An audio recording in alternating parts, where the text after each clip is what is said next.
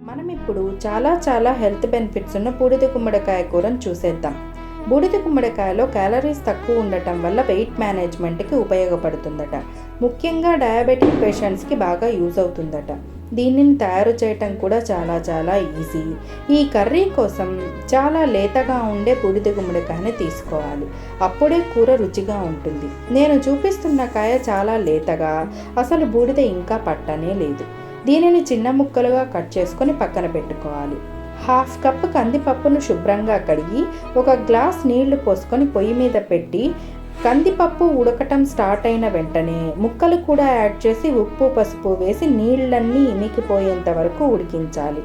బాణలిలో 2 spoons oil వేసి తిరగమాత గింజలు, 1 ఎండుమిర్చి, కొంచెం కరివేపాకు వేసి వేగిన తర్వాత ఉడికించిన ముక్కలు కూడా వేసి 10 మినిట్స్ పాటు ఉంచి దించబోయే ముందు కొబ్బరి కారం వేసుకొని దించుకుంటే కర్రీ రెడీ.